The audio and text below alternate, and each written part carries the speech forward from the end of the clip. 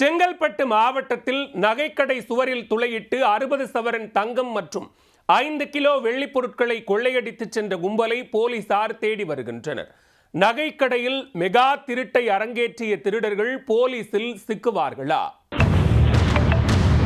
பக்கத்து கடையின் ஷட்டர் லாக்கரை உடைத்து கடைக்குள் புகுந்தவர்கள் சுவரில் துளையிட்டு நகைக்கடைக்குள் நுழைந்துள்ளனர்.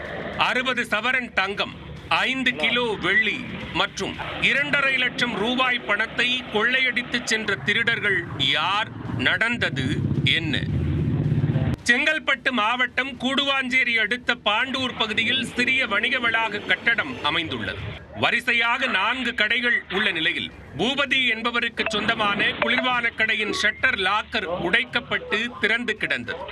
பக்கத்து கடைக்காரர் உடனே பூபதிக்கு போன் மூலமாக தகவல் தெரிவித்துள்ளார். அதிர்ச்சி அடைந்த பூபதி கடைக்கு வந்து பார்த்தபோது மிரண்டு போனார். அவரது கடையின் வலதுபுற சுவரில் துளையிடப்பட்டு இருந்தது.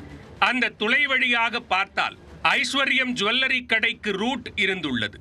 ஆம், ஜுவல்லரி கடையில் திருட திட்டமிட்டவர்களால் அந்த கடையின் ஷட்டர் லாக்கரை உடைக்க முடியாமல் போனதாக தெரிகிறது.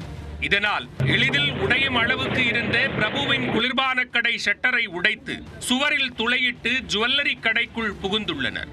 உள்ளே வைக்கப்பட்டிருந்த 60 சவரன் தங்கம், 5 கிலோ வெள்ளி மற்றும் 2,58,000 ரூபாய் பணத்தை கொள்ளையடித்து விட்டு தப்பிச் சென்றனர்.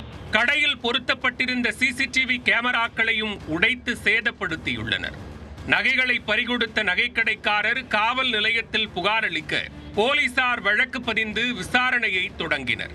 கைரேகை நிபுணர்களையும் தடயவியல் வல்லுநர்களையும் வரவழைத்து சம்பவ இடத்தில் கிடைத்த தடயங்களை சேகரித்துக் கொண்டனர். திருட்டில் ஈடுபட்டவர்கள் யார், திருடப்பட்ட நகைகளின் மதிப்பு என்ன என்பது குறித்து போலீசார் விசாரணை மேற்கொண்டு வருகின்றனர். திருடர்கள் பிடிபட்டால் மட்டுமே திருட்டின் பின்னணி என்ன என்பது தெரிய வரும். இது குறித்து போலீசார் தீவிரமாக விசாரித்து வருகின்றனர்.